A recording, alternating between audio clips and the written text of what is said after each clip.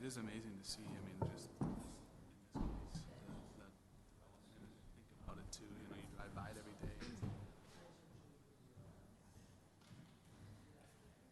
Okay. Oh, just in 8 years to see. Yeah. Yeah. What is it? A couple of years ago, kind of got put on.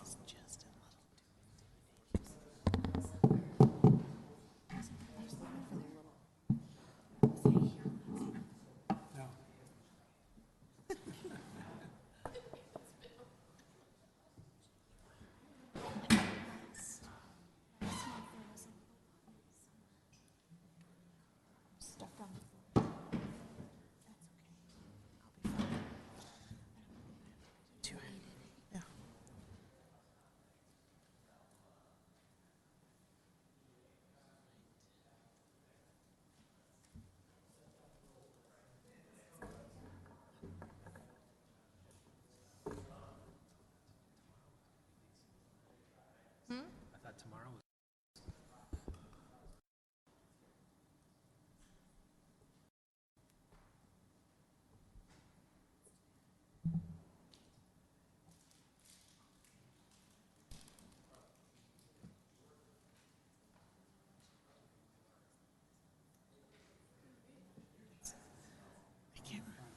Or like remember? No, it's okay. I was just thinking that Greg should come up if.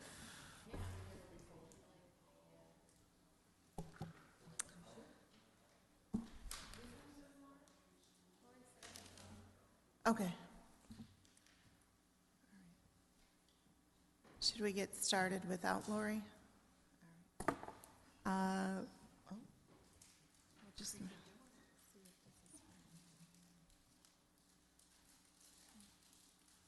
All right. I will call the meeting to order. First item is to approve the agenda. I'll make a motion to approve the agenda. I'll second that. Any discussion? All in favor? Aye. Aye. Those opposed? Motion carried. Is to approve the January 18th, 2018 Planning Commission minutes. I'll make a motion to approve the January 18th minutes. I'll second. Any discussion? All those in favor? Aye. Aye. All those opposed? Motion carried. Next item is the public hearing for the outdoor sidewalk cafe. Brent. Thank you, Chair and members of the Planning Commission. Before I jump into the proposed sidewalk cafe ordinance, I just wanted to take a second to let you know we've kind of spread it around internally, but the city made an offer to a city planner on Monday, and she accepted Aaron Smith, who's the community development for the city of Victoria. Starting March 7th, we interviewed 8 candidates. Frankly, we only brought Aaron back for a second interview. She clearly separated herself from the other candidates. I think she's going to do a fantastic job, not only in the technical pieces that are really needed, but in building the relationships with residents, developers, the Planning Commission, Heritage Preservation Commission, and so on. And so we'll be working to build an orientation plan for Erin and getting her connected with Cindy so that we can have a seamless transition as we continue kind of a new course as far as planning and development with the elementary school and some of the other opportunities and challenges that we're having in front of us. So with that, I'm going to get into the sidewalk cafe ordinance. This is something that precipitated with the city's 2017 downtown improvement project. There are a few areas in the downtown where the city council advocated and had constructed larger sidewalk areas that would facilitate a sidewalk cafe, and that was for their defined purpose. In having a ordinance that would set some parameters for their use within the downtown area. So just to be on the same page, a sidewalk cafe is designed as follows: seating area on a sidewalk adjacent to a permitted use in the commercial business district where food and beverages sold from businesses operating such permitted use are consumed by its customers. And the kind of the layman term for that is essentially, these are on public sidewalks and not necessarily a patio that a bar or grill has on their property. So this is on a public sidewalk, so there's a whole kind of new set of circumstances that we're asking the Planning Commission to consider. And so with that, we brought a draft ordinance to the City Council, and then they authorized us to bring it to the Planning Commission in the form of a public hearing tonight. So in your packet is a copy of the draft ordinance. Some of the kind of the high-end details that we are going to require a permit, or proposing to require a permit. As a part of that permit process would be a diagram of the Sidewalk Cafe, its layout, and the proposed furnishings. The ordinance requires that the cafe be separated by some form of either fencing, bollards, etc., to allow pedestrian traffic to move through. Proposed operating hours are Sunday through Thursday from 7 a.m. to 10 p.m. and Friday and Saturday from 7 a.m. to 11 p.m. And then within the ordinance, you'll find general provisions related to lighting, noise, insurance, and so on. There's also a piece related to permit revocation process should some of the requirements within the ordinance not be followed. A real big piece of the council's discussion, and something that the Planning Commission or the City Council will be looking for a recommendation from the Planning Commission on, relates to smoking within the Sidewalk Cafe. You can find that in Section 2M of the ordinance. The proposed ordinance prohibits smoking in the Sidewalk Cafe at all times. However, there wasn't a consensus by the City Council on that issue. There was, to my recollection, there was 2 strong advocates for prohibiting and 2 strong advocates for allowing, and then kind of 1 neutral party. And so a conversation by the Planning Commission weighing the pros and cons of either prohibiting or allowing smoking would more than likely be some beneficial feedback for the City Council. So I'm happy to sit for a question. Madam Chair, I have a couple questions. Sure. We have to open the public hearing before we have discussion, actually, before I begin. Yes, we will now open the public hearing. Those wishing to address the Planning Commission should come forward, state their name and address for the record, and after all comments are received, the public hearing will be closed, and no further comments on this issue will be received at this meeting. So I can take questions from the commission first, or you can get comments from the public first, whichever you prefer. Let's go with the public first, if there's anyone here. All right. Go ahead. Thank you, Madam Chair. A couple questions for our city manager and perhaps our planner. With regard, I reviewed the ordinance and I thought it looks pretty consistent with other city ordinances that do allow this type of use. My question is, and maybe I missed it in here, is there any notification requirements to neighboring property owners that a sidewalk cafe would be going in? No. Okay. And then just a comment on the smoking piece, and this is probably for our city planner.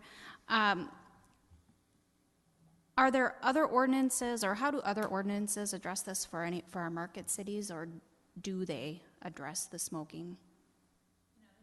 In other cities? I apologize, I can't answer that question. My experience has been that some do and some don't, so, but specifics, I can't give you examples right now. Okay, and as part of council discussion, was there discussion on having a designated smoking area, just like there would be probably now? I'll answer it in part and then defer to Councilmember Johnson if she wants to add on to it. From my understanding, it was, since the Sidewalk Cafe is a designated area, the ordinance would relate to that specific designated area. As an example, the north side of Harvey's, if there was a 20 by 30 area there, in that specific area, there would be no smoking. That, however, wouldn't prohibit someone from being what I'd call on the east side or the front entrance of Harvey's, sitting on the bench and smoking where customers or patrons smoke now. This ordinance would just prohibit the specific sidewalk cafe area that was diagrammed as a part of the petitioners or applicants' permit process through the city. The piece to that I think made it a little bit complicated, at least in my estimation for the council, was that this would prohibit folks from entering the sidewalk cafe after operating hours and smoking in that area as well. So, for example, the sidewalk cafe closes at 11 p.m. on a Friday. That means that someone couldn't go in there at 11:30, either to drink or eat, but however also to smoke. They'd have to be outside of that cafe area, and that would be a requirement of the permit holder to monitor that and regulate it, if you chose to take that course of action. Thank you. Okay, I have a question. Do we have a map, or can you describe specific areas where the sidewalk is wide enough for this? I can think of two. So one would be Harvey's. The Harvey's on the north side of their property. Okay, So in but between. not on the east side of their property? Correct. Okay. The other area is what I call the Carver irrigation building. It's owned by Rob's Electric. It's not their main building, but it's the old DeWalter, I think, dealership, Okay, car dealership. That building is for sale. In the past, we've had folks inquire about trying to locate a brewery in Carver, and that would be an area where the sidewalk is deep enough, if you will, that would facilitate that. As the areas adjacent to this building, where the old fire station is and the Temperance Hotel, as sidewalk areas are developed there could be a potential for that in the future as well. okay. Okay, thank you, that's helpful. Regarding my comment regarding the smoking,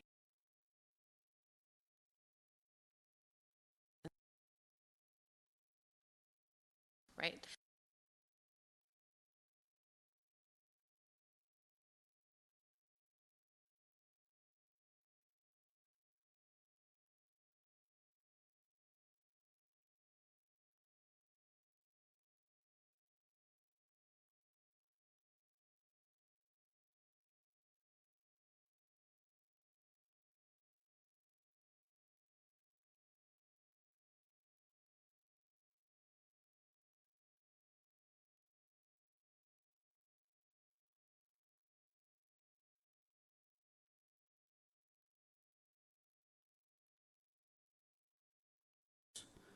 Service in the back, right? Yeah. Correct. Do we allow smoking there? I don't know the answer to that. It's not. It's a good It's not question. covered under this because it's not a public sidewalk. It's their property. I'd have to consult the city attorney as to whether or not that would be defined to have to require to meet the Minnesota indoor, whatever that statute is, as it relates to smoking or not. Certainly something we can follow up with. To my understanding, it's not. There's no requirement, and we don't regulate smoking as far.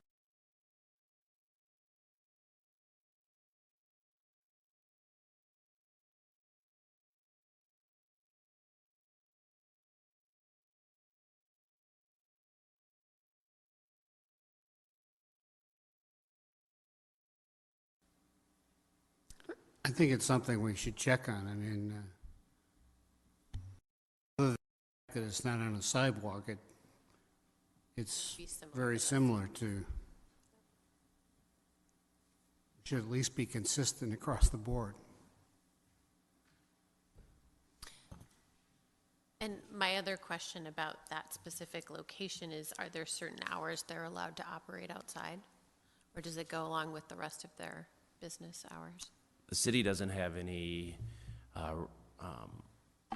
hours as it relates to outdoor patio areas that are on private property. They have Okay. to meet state noise standards you know, if they choose to have, you know, music, or if it's just, frankly, just plain loud. Yeah. They have to meet state noise standards, but Okay. there are no hours of operation. Okay. With the properties that could potentially have these outdoor seating areas, with respect to the fencing or the marking off of the property, excuse me, I have a cold going on here. Will they have to go through some sort of HPC approval for that temporary fencing? Potentially, our hope is to make it a more efficient process. If it's something that, in consultation with our staff, if we feel like, you know, this isn't fitting with our historic guidelines, we'd probably consult with the HPC. But there are a number of what I call improvements that are made to the historic district on private property that the HPC and our staff liaison, Mark Pistolka, the building official, they've granted him to make approvals on if it's what's considered normal improvements that are befitting the district. And so if we have something to that effect, our hope would be to expedite the process for them to get them moving along. If they do something that we think might draw that into question, then we're going to want to bring in the HPC, but it's not a requirement of the ordinance. In addition to furniture or other pieces that they might place within their sidewalk cafe. Okay. Any other questions, comments? I guess I'd like to make one more comment on smoking.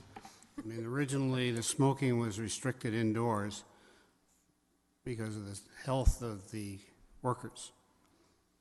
And I realize outdoors is probably not as bad as indoors, but I think it's still a health issue for the workers at the site. So I would be opposed to allowing smoking.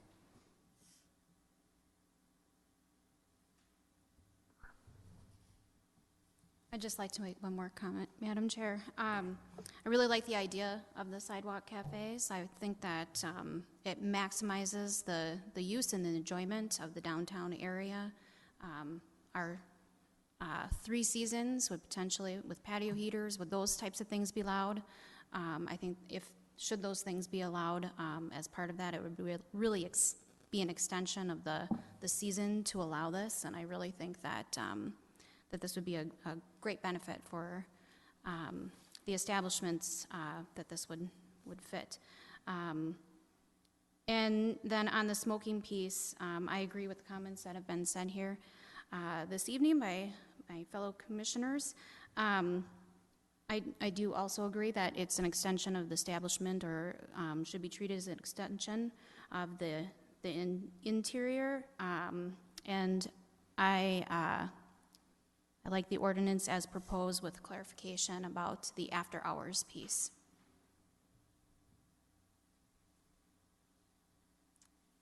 Any other comments? All right, I will entertain a motion to close the public hearing We haven't heard from the public yet. You could at ask the again. beginning. Didn't I ask for You could ask public again. comments at the beginning? Any other public comments? I'm sorry. All right. I make a motion to close the public hearing. Second? Any further discussion? All those in favor? Aye. Aye. All those opposed? Motion carried. All right, with respect to, it sounds like smoking is our biggest issue. And I will have to concur that I agree that I don't think smoking should be allowed.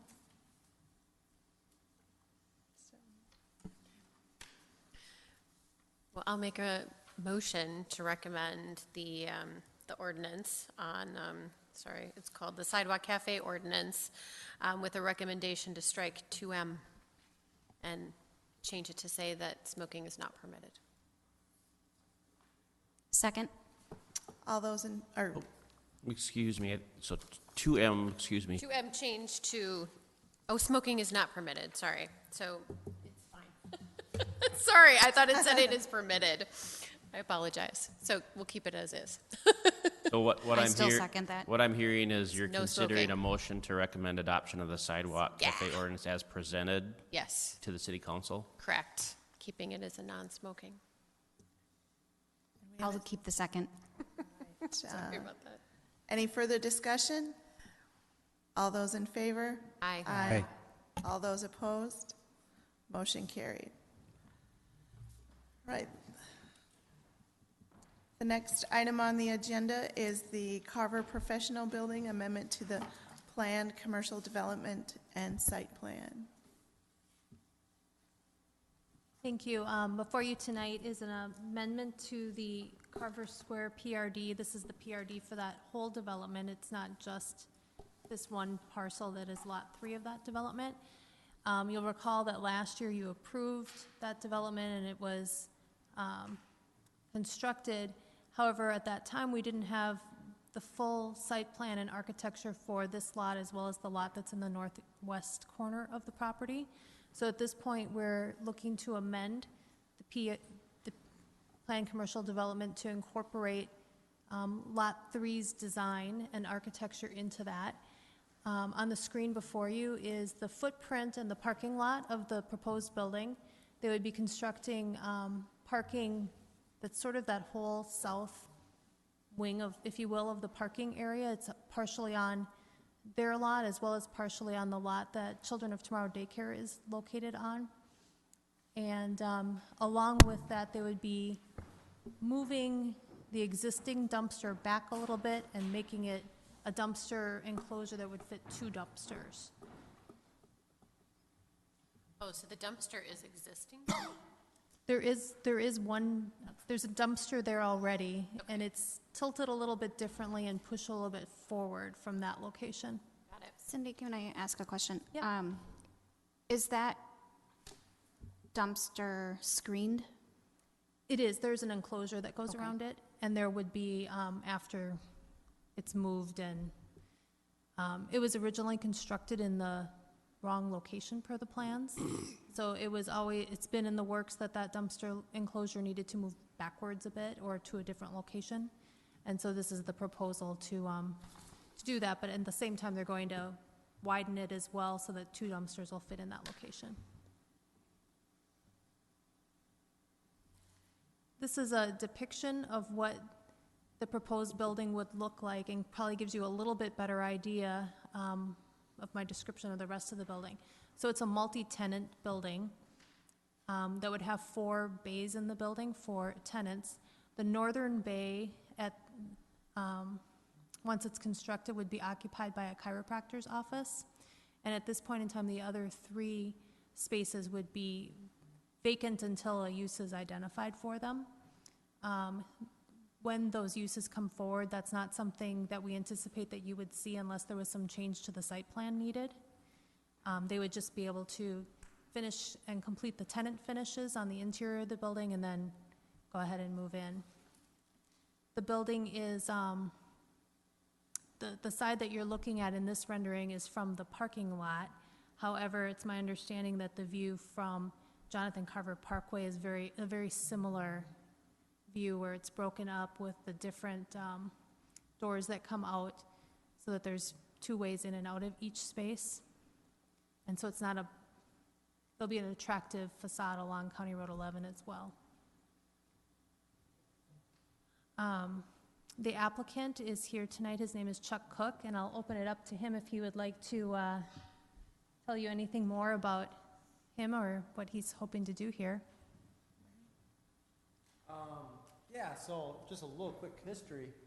I'm a chiropractor in Jordan, and I've always thought about expanding in Carver and having a satellite clinic, and there has been no space in Carver for last 7 years I've been watching. So I saw a space available, and I decided, well, I can't be the only person looking for space in Carver, so I decided to build a building, I guess.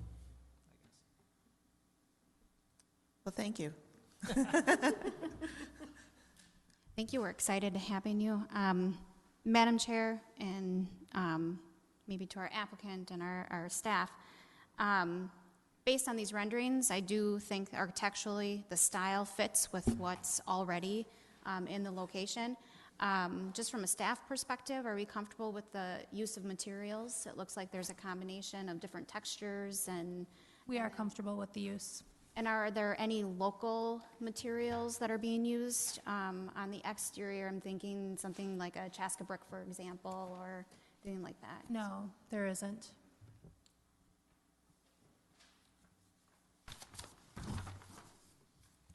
Do you have any other interest for other tenants? Yeah, I've heard, I've had some conversations, to be honest with you, I'm kind of new to this whole process. I'm taking it one step at a time. I don't have even a contractor's bid at this point. Okay. So until I get that, it's really tough for me to communicate with somebody, hey, it's gonna be Here's X what I have amount of available. square foot, because I don't even know what's gonna cost me at this point, for sure, I got a general idea. So I think that's gonna probably happen in the next month or so, that I'll get the contractors to start going with that process. Then I'm gonna be much more aggressive marketing it, but, I do know some people have already contacted me, I don't have the numbers for them right now. So if you do know people, I'm willing to talk to anybody at this point, because and it's about I don't know if you mentioned, I think it's a little over 6,000 square foot. My office will be using between 1,000 and 1,500, so you'll have, 4,500 square feet available for other use too.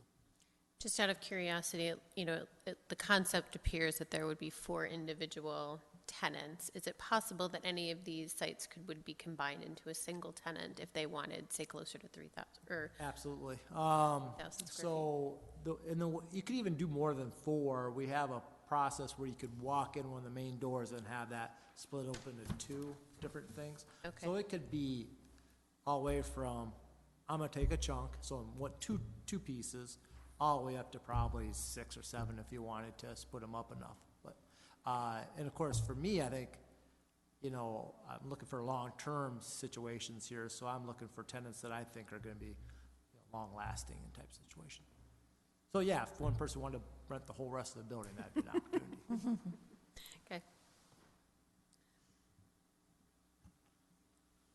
Any other questions, comments from the public? I think you have to open the public hearing.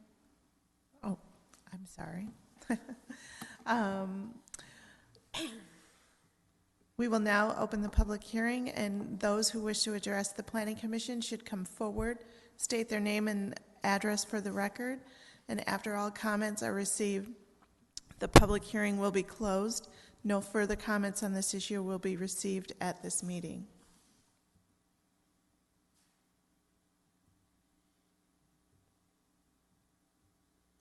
Any comments?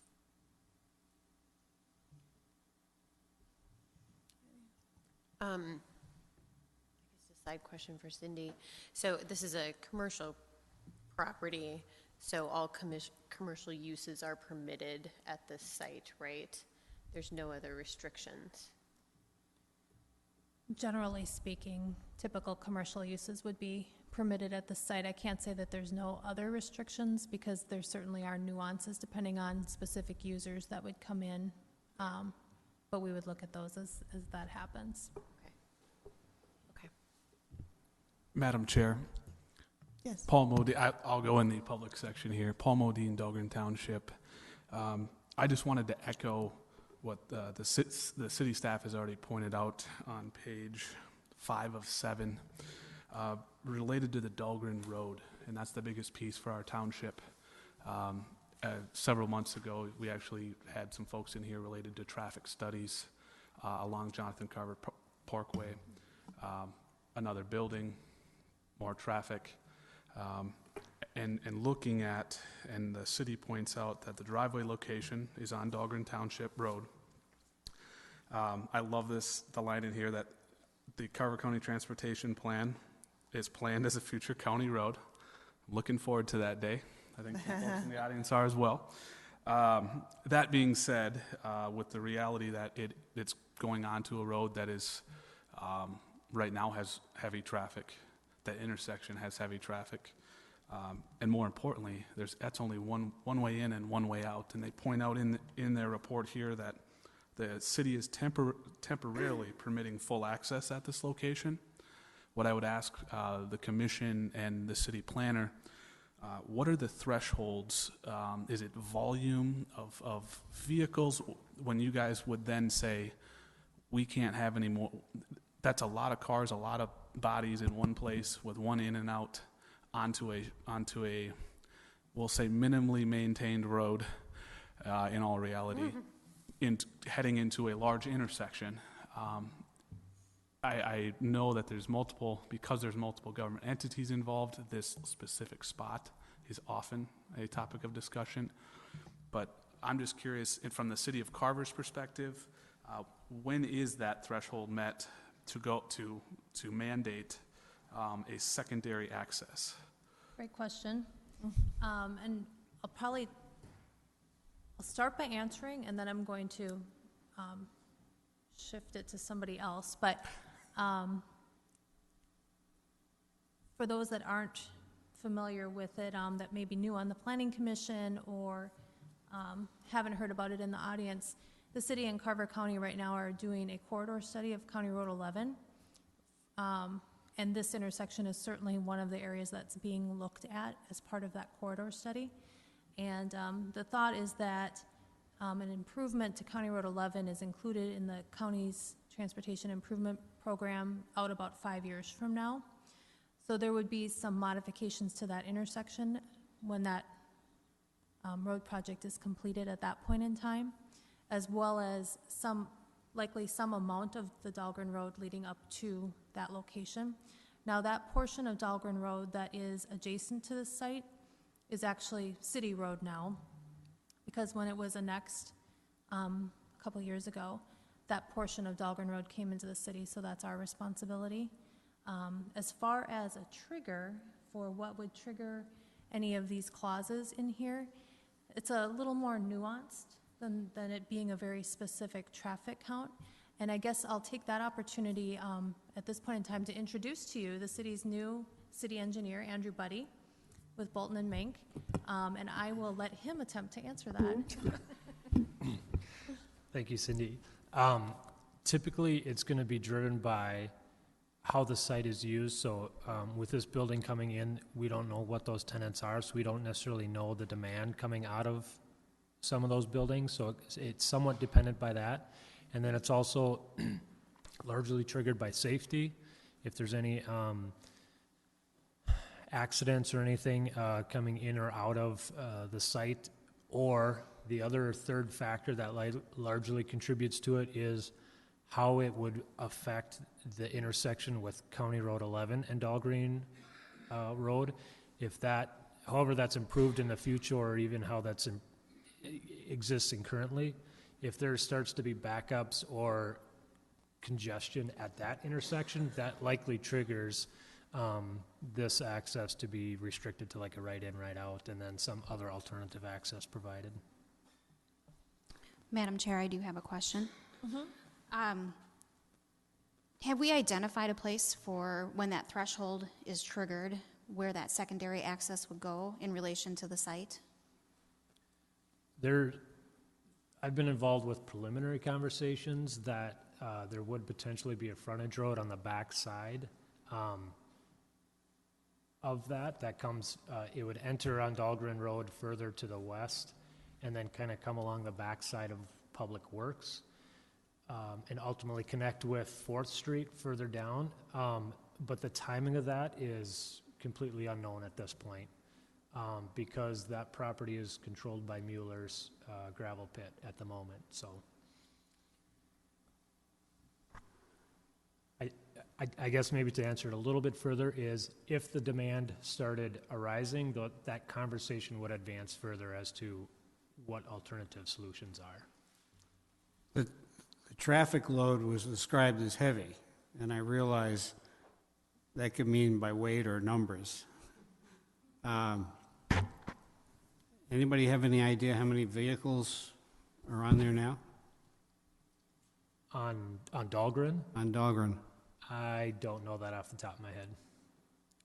And then we have a development that they're talking about going to the north side of Dahlgren. That's also going to put traffic on Dahlgren, is it not? That one will put some traffic on Dahlgren, so both this development, as well as the Oak Tree development had completed traffic impact analyses. Obviously, all the traffic for this development will be coming off of Dahlgren Road. Based on the traffic study that was done for Oak Tree, there was actually a very small amount of cars that were inclined to use Dahlgren Road. It's preferable from a city planning and transportation perspective to have that connection to Dahlgren Road for Oak Tree, but that doesn't necessarily mean people are going to use it as their first choice in and out of that neighborhood.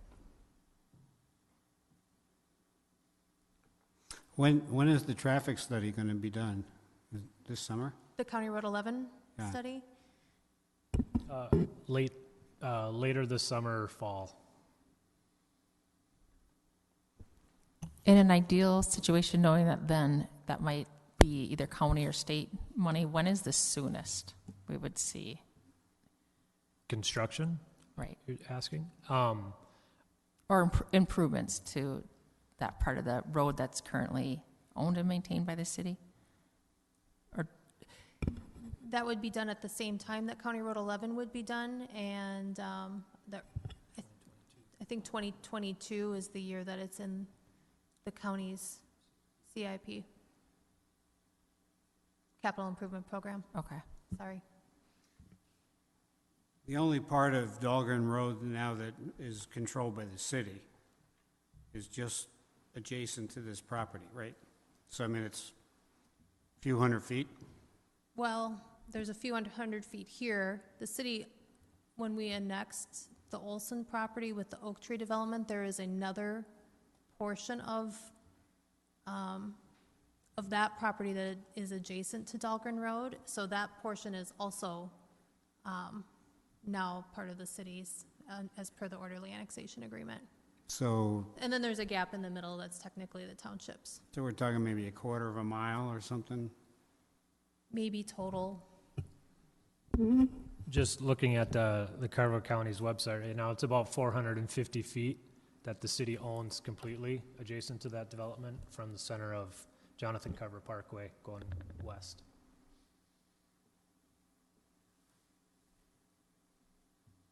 Paul, do you have any more questions?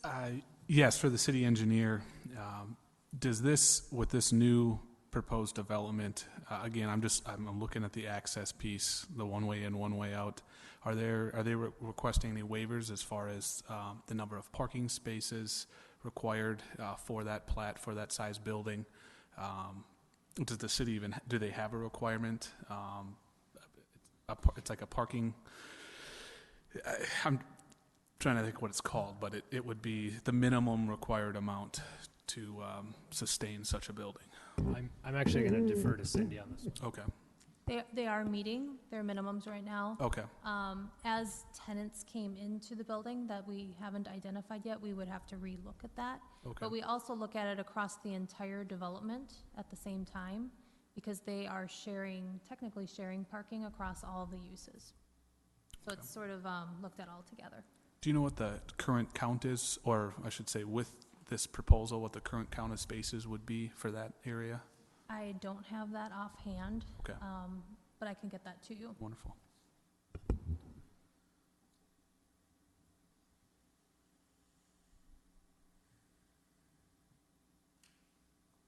Any other comments? Madam Chair, I'd just like to say, I think it's good that there's some, we'll call it reopener language, some trigger language in here, that we've identified that there is a potential or a future issue, and that there are some, that there is some language in here that would require the parties to sit down and talk through some of these things. I think that's a good thing.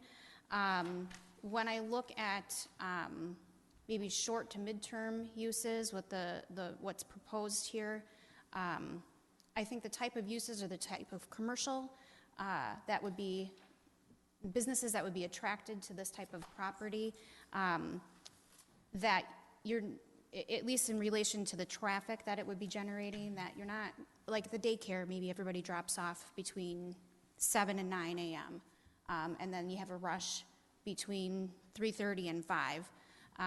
With the other uses on the site, I think that those commercial uses would maybe have more of a spread out.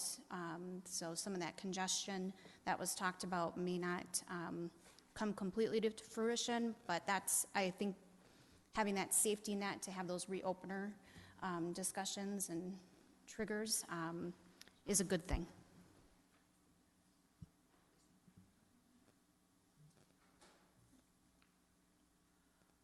Any other questions, Paul? Madam Chair, if we could just go through, just briefly, the water management plan for this site. I know each time it comes up in each future tenant, it's reviewed, but just to make sure that area is just such a sweet spot when it comes to water management, as all of us in this room are aware. If we could, as far as the city's concerned, what the proposals are. So the city had actually looked at surface water management for the entire development at the time that Children of Tomorrow was coming in. So there is no need for additional stormwater ponding or piping or anything like that. There are some small interior things related to drainage of that parking lot to the infiltration basin in the pond, but other than that, there isn't anything additional needed, and the ponds were already sized to accommodate the impervious surface of this lot as well as the one on the northwest side. Thank you. Any other comments? All right, I will make a motion to close the public hearing. I'll second that. Any further discussion? All those in favor? Aye. Aye. All those opposed? Motion carried. Any other comments among the commission? Thoughts?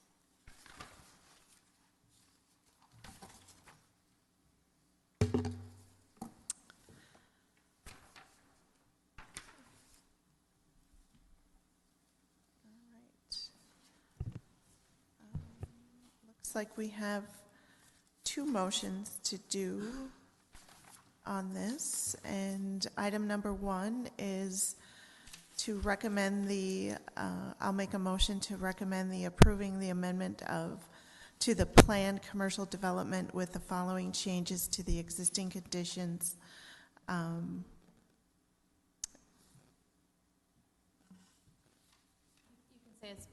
You can say as per the staff report. There we go, We got per the the staff report. I'll second that. All those in favor? Aye. All those opposed? Motion carried. Item number two is, I'll make a motion to recommend approving the site plan subject to the following conditions in the planner's memo. I'll second that. All those in favor? Aye. Aye. All those opposed? Motion carried. The next item is new business, the Meridian Fields application, and Cindy will present.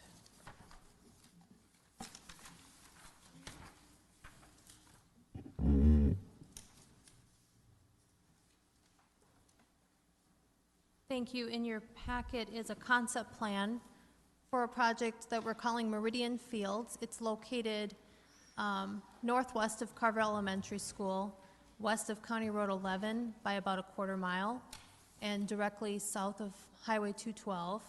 D.R. Horton is the applicant for this concept plan. It consists of 83 lots and right-of-way construction, stormwater ponding, and wetland preservation on the site. There's quite a number of items for discussion on this project. The first is the obvious one, which is traffic, since we've already been talking about that on the previous development.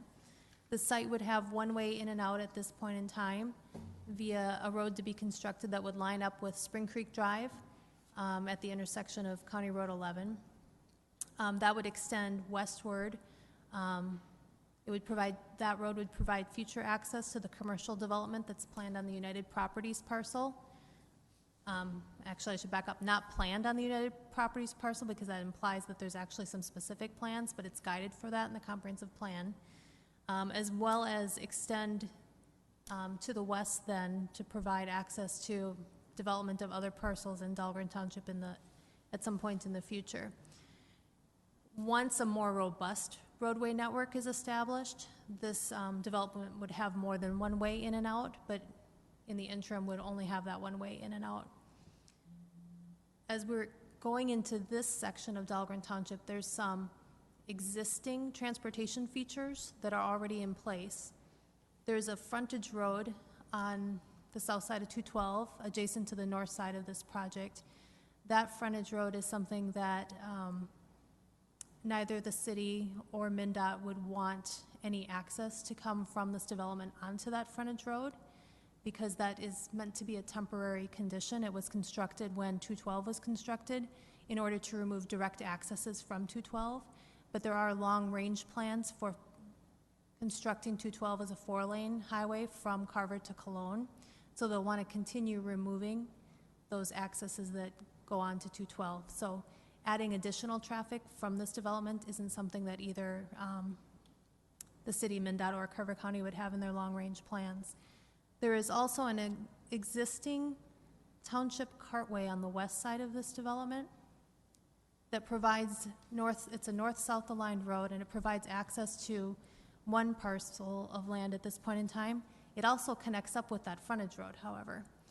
So there would have to be some discussions as this went forward on just what the best way to address that situation is.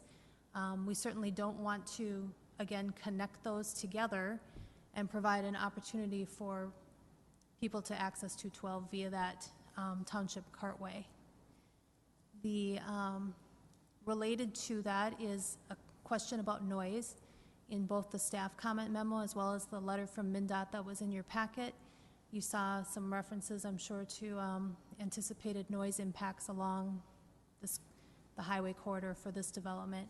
So when this development comes in, they would have to provide the city with a noise study, and at that point we would look at the results of that noise study and identify a potential mitigation that could be completed for this development.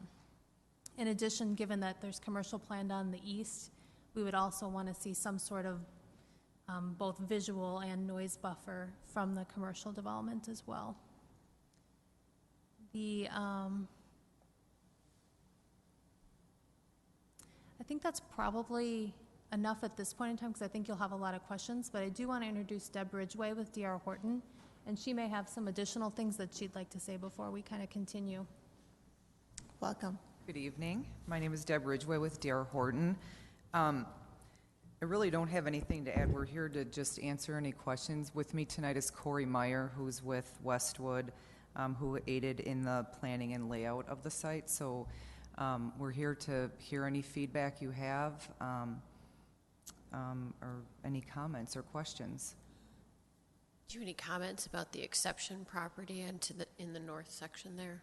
Like, is there negotiation to purchase that, or is that? No, there's no negotiations to purchase.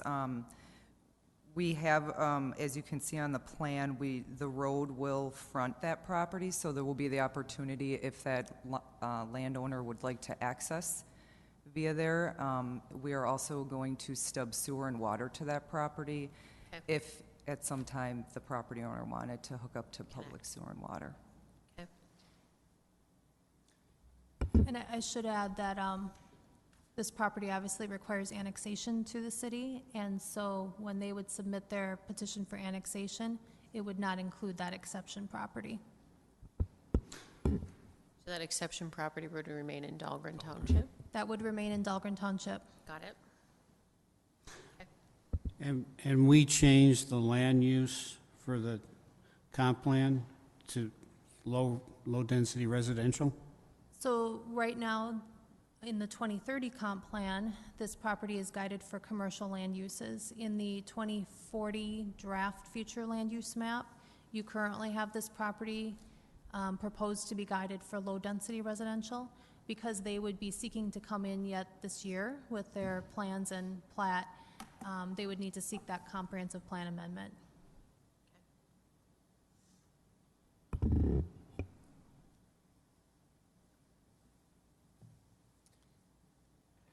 So the future collector that goes south, do we have a sense of timing of when that might be built? I don't have a sense of what that property is zoned for, that's west of the school. Sure, that property west of the school,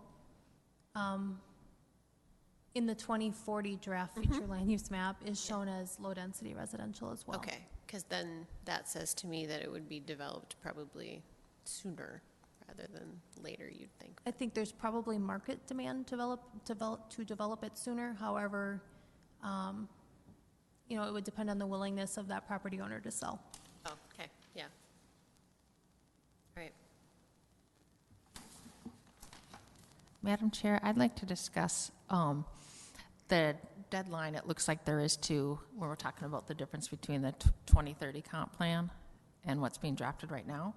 So on the page from the city to Ms. Deb Ridgway, page 1, number 4, it talks about just some deadlines that a last application would need to be by this March 22nd. Is that feasible? Was this a pretty routine thing, or do we have a chance of not making that deadline, and does that create more work? Like what? Great question. And this is definitely a once-in-a-decade kind of occurrence that this kind of deadline would exist. The Met Council does stop reviewing amendments to the 2030 comp plans if they are not submitted by July 1st of this year.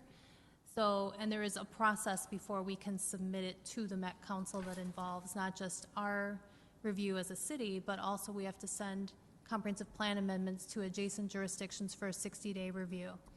So it's a great question because, yes, it is possible that even with trying to make that deadline, all the stars may not align to submit to the Met Council by July 1st. However, it is a fairly routine type of application, and I don't see any reason offhand why that can't be met. Right. And I'd like to hear too from Deb, like, are you nervous about that, or is that Yes, something we you are, come but we- across regularly in your work?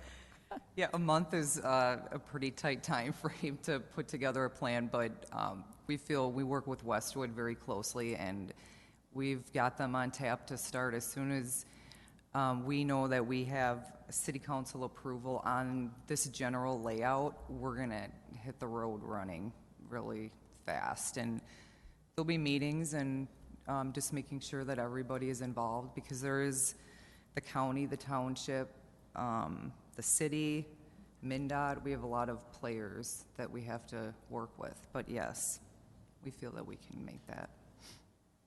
Thank you.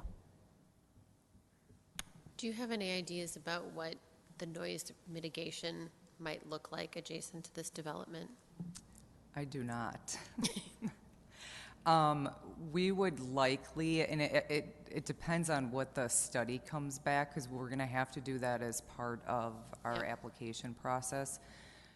We would envision probably doing berming and some heavy landscaping along there, potentially a fence, but we would, we'd like to stay away from doing a sound barrier wall, which really increases the cost of development. But we feel that we can do it with berming and landscaping.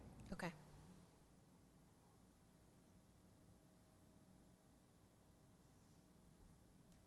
Do we need to talk about your marked up map with the transportation moving some of the roads and stuff? There was a marked up one in my packet. There is Like a new position for the roundabout and some options for the west part. There is, I didn't include it as a slide, Okay. but you can talk about it. That was a suggestion from the city engineer. Okay.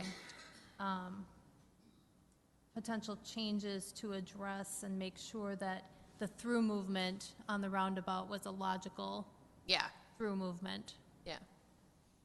I'm a big fan of the roundabout, so I like to see it come to Carver. If you want me, I can provide you some context. to Yeah, my sure.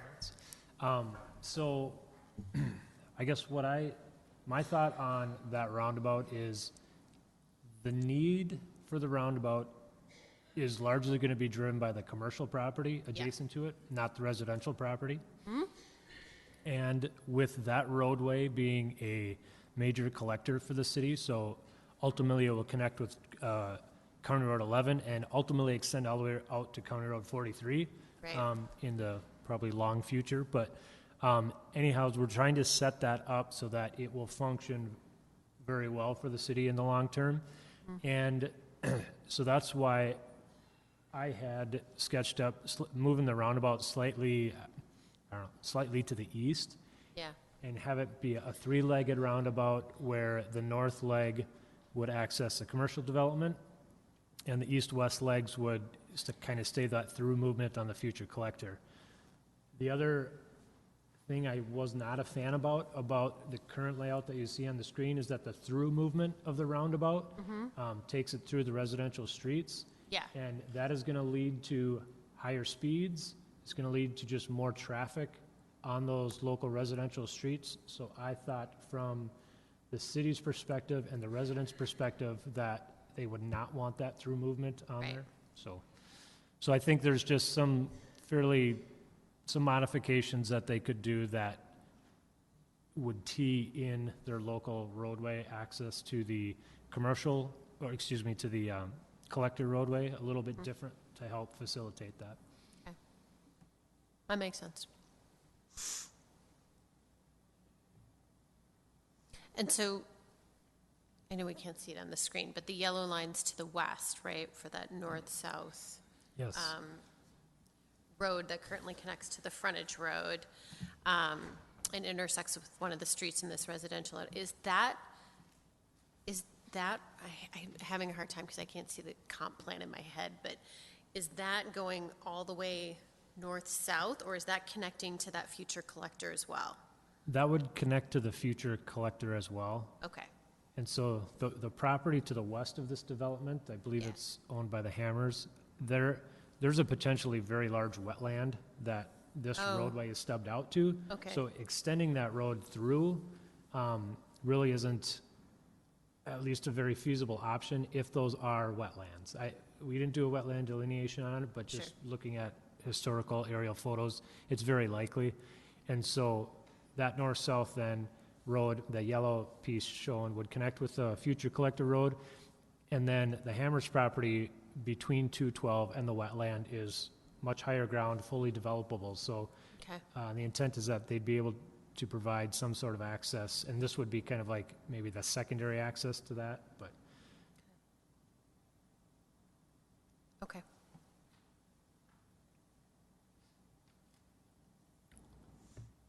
Any other questions? Madam Chair, if I may. Yes. This is a question for Deb, the applicant. The exception property that right now is a current Dahlgren Township resident, have they been approached related to this project at all? Has there been any discussions? Yes, I had a phone conversation with Phone the owner, conversation. yes. Okay. And I guess what I would just like to echo what Cindy had said related, the township, you can imagine, is very interested in this project with the two correlating roads to the north and then to the west, that Cartway Road access for the resident that lives to the south there, as well as obviously the access of the exception piece there. That'll be a continued discussion if this project goes forward between the township and the city and the developer. All right. Oh. From a one more thing. So I saw in one of the notes, I think the letter from D.R. Horton about the minimum lot width of 65 feet. That would require some sort of, what do we call them now? PRD? No, it's not PRD anymore. No, that would actually be allowed under straight zoning. It would be allowed so within the Yep. low density? Okay, It would be, and their hope is to try to develop this without using a PRD. okay, Okay, that was kind of my question in the end. Was there any other sort of deviations from the standard that, No, right now, we're not necessarily seeing any. Of course, when they get into More detail. engineering design, we might discover there's a need for them to Okay. still ask for something. okay, thank you. All right, I'm done. Any other comments, questions? All right.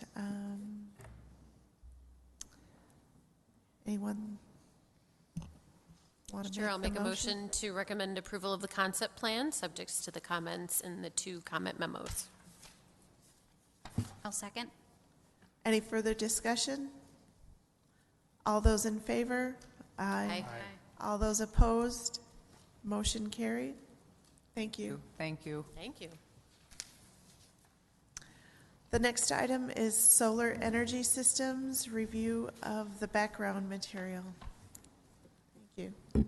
Thank you. Back in November, the city council adopted an interim ordinance, which some people call a moratorium ordinance, related to solar energy systems, and they directed staff to prepare a study and an ordinance on this topic. Tonight, I'm bringing forward to you some background information on that. At the first meeting in March of the city council, we'll be holding a workshop meeting with the council to review the same background information as well as a draft of the ordinance, which I anticipate will be brought to you at your March meeting for consideration.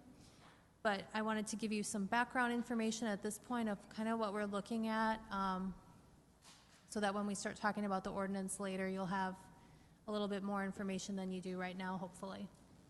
So there's a few different technologies that are really commonly used. There's passive solar design, which is related to how you design the subdivision or how you construct the buildings themselves, that can allow it to accept and utilize solar energy in a much more efficient manner. That is actually not the topic of what this ordinance will be about, but I wanted to let you know that that is out there as well. That's a more proactive measure related to encouraging solar energy use in the community, and that's certainly something the city could look at, but wasn't the directive of what this ordinance was about, so we won't be looking at that as part of this. What we will be looking at, however, are solar photovoltaic systems, which use, that's the typical solar panel technology that you're probably all familiar with. They're typically placed either on rooftops or mounted on the ground. In your packet was a diagram showing how those systems kind of work with the different key components of those. That one happened to be a roof-mounted accessory use on a building. They are not only connected to the building and provide energy to the building, but typically they use a process called net metering, where they also interconnect to the grid. So energy that's being produced that they're not using is being sold back. The other very common use is with solar thermal systems, and these harness the sun's energy to heat a fluid, such as water or antifreeze, which transfers the radiant heat and can be used, for example, for hot water tanks, heat exchangers, and those types of equipment. The city does have some statutory requirements regarding solar energy and comprehensive planning. This is a piece that you haven't seen yet in our comp plan update process, but you will be seeing very shortly. We are required, as part of our comprehensive plan, to include an element that relates to both the protection and the development of access to direct sunlight for solar energy systems. There is already an element in your 2030 plan, but Carver, typical as with many communities when they did their 2030 plans, has a few statements regarding it, but doesn't have a fully developed section related to solar energy access. In your 2040 plan, you'll have a more fully developed plan for how to both protect and develop access for solar energy. In your packets, however, I did include for you a couple of maps that shows the gross solar potential of properties in Carver as well as Dahlgren Township. Anything in the maps that is a very bright light color are lands or buildings that have high access to solar or high solar energy potential. If they're dark colored, they have really low access. Some of the areas that are dark colored have low access could have high access if you strip the land of the trees. But that would be contrary to some of your other policies in the city. Tree preservation. Tree preservation, the bluff ordinance, some of those things. All those sorts of things, yeah. This is really coming to the forefront because back in 2013, a bill was enacted by the state legislature that promotes the growth of solar energy, and it requires Xcel Energy to provide 1.5% of its energy from solar by 2030 with a goal of providing, by 2020, with a goal of providing 10% by 2030. It also established a requirement for Xcel to develop a solar garden, a community solar garden program, and that has resulted in a number of new community solar gardens being installed in locations all across the state, but they're typically only in areas that are in Xcel territory because it's an Xcel Energy program. So Carver does have, a portion of Carver, of course, is in Xcel territory, and then a large portion of what is the area that your future growth potential is in Dahlgren Township is in MVEC territory. The boundaries of those do not often change, so they're a fairly static boundary between utility companies.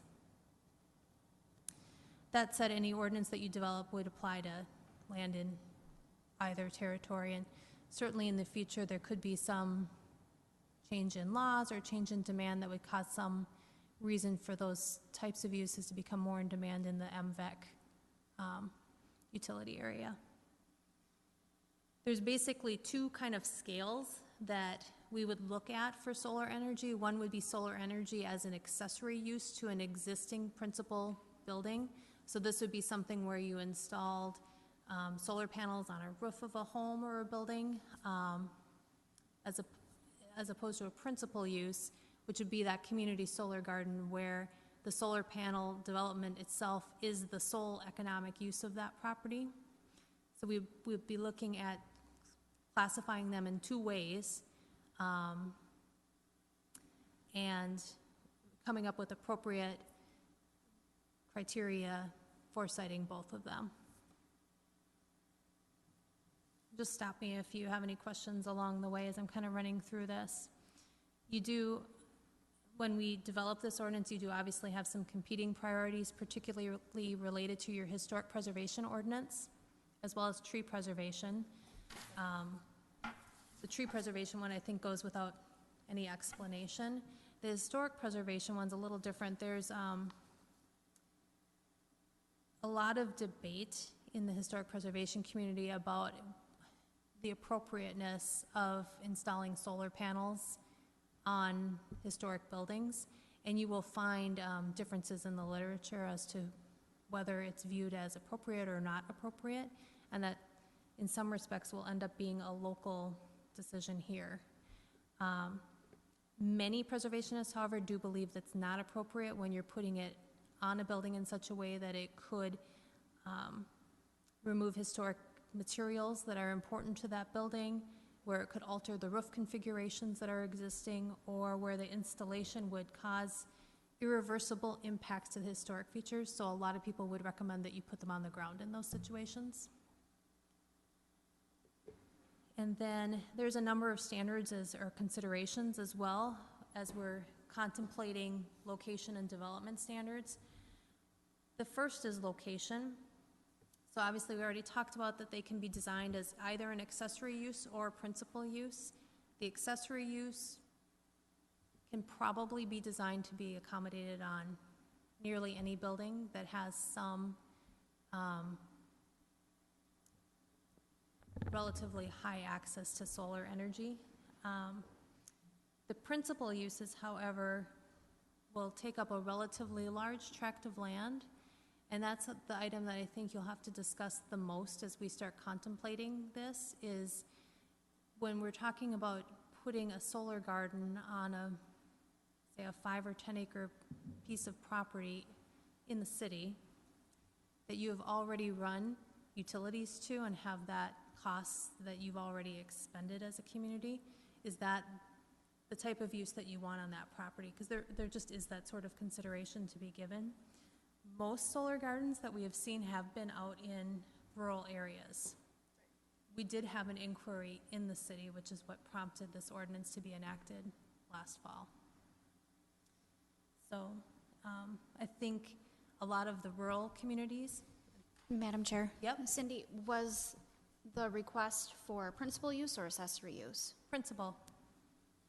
I think that a lot of the Scott County, Carver County, a lot of the rural areas have also had questions about how they've enacted ordinances that have put into place restrictions on how close they can be to each other and other things that has now made siting a little more difficult in some of those areas.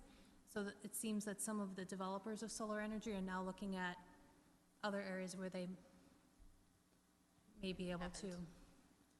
So is the house that backs up to 4th Street, is that considered accessory use? I assume that's solar there.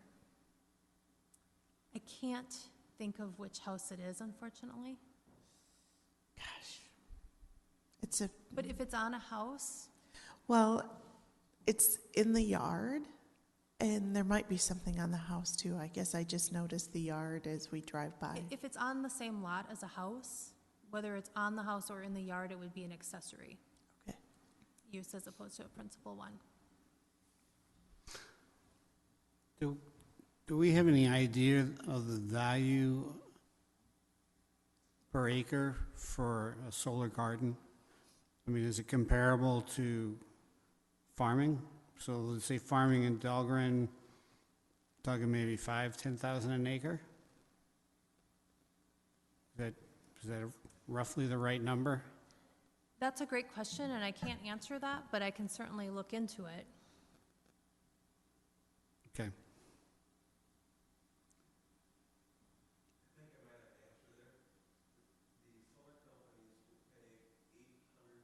Want to come up to the Microphone. just because we're broadcasting this. That'll teach you to speak up. I live just west of town. Can you please state your name and address too, please? My name is Bruce Finkel, and I have a Chaska address on Dahlgren Road, so. He's in Dahlgren. So solar farms will pay a farmer $800 to $1,200 an acre, usually on a 20 to a 25-year contract That's total or per year? per year. Okay. Okay. Thank you.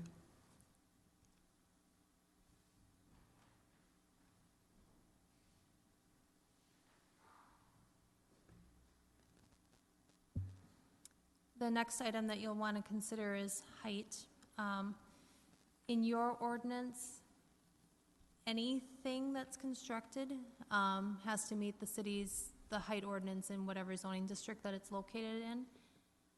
Where that could particularly come into play is not so much with residential accessory uses where they tend to be flush mounted onto the roof, but if you were to allow a community solar garden as an accessory use on top of larger buildings, such as something like Mills Fleet Farm, where you end up with another 15 or so feet in height when the panel is at its fullest extension, that could cause some buildings to be in excess of the height requirement for that district. So that's something we'd want to look at if you were looking at those types of uses, particularly in those districts. Screening is another item to consider. Many nearby property owners, particularly if it's a principal use, will find the solar gardens to be objectionable, and you'll want to look at screening for those. It can also, one of the items that there is some concern about is glare, as at certain times of day, glare can be projected from the panels themselves, and trying to mitigate for that concern would be important as part of the ordinance. Weeds and vegetation maintenance are another issue that we would have to consider. The area around the base of them, of course, would be difficult to maintain.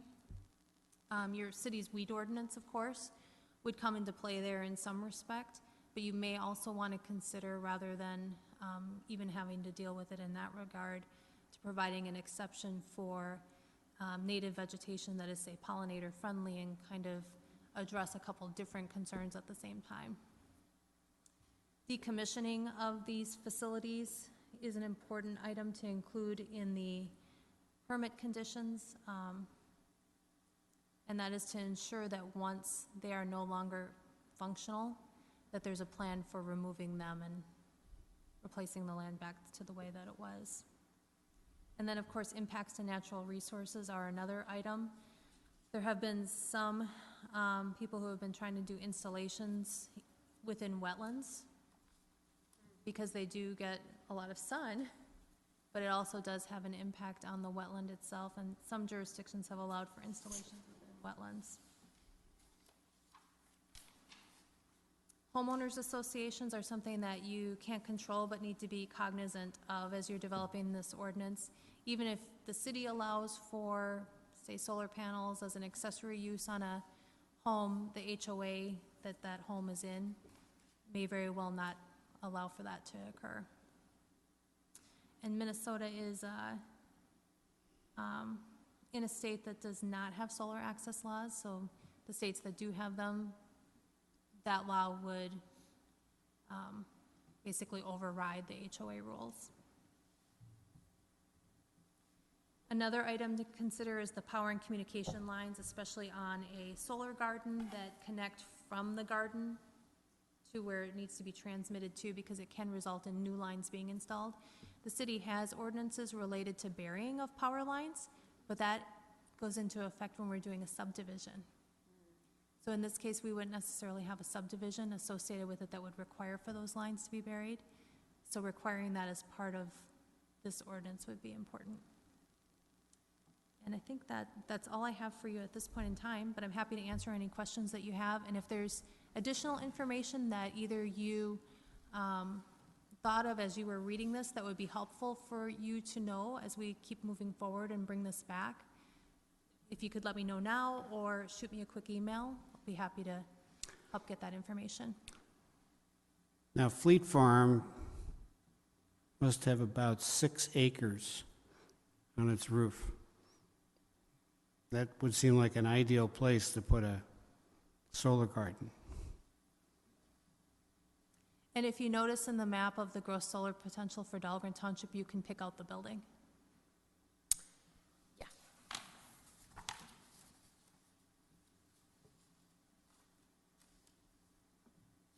I'm sorry, it's actually in the city's one, not the. Yeah, I was gonna Dahlgren's one. Yeah, you can pick out the building.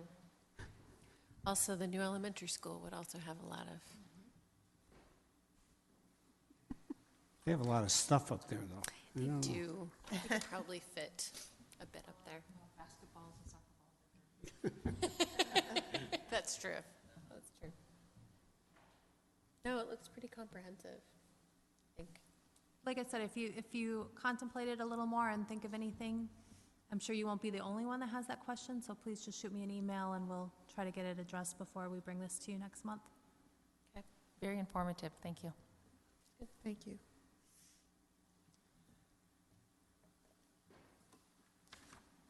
All right. Any other questions, comments?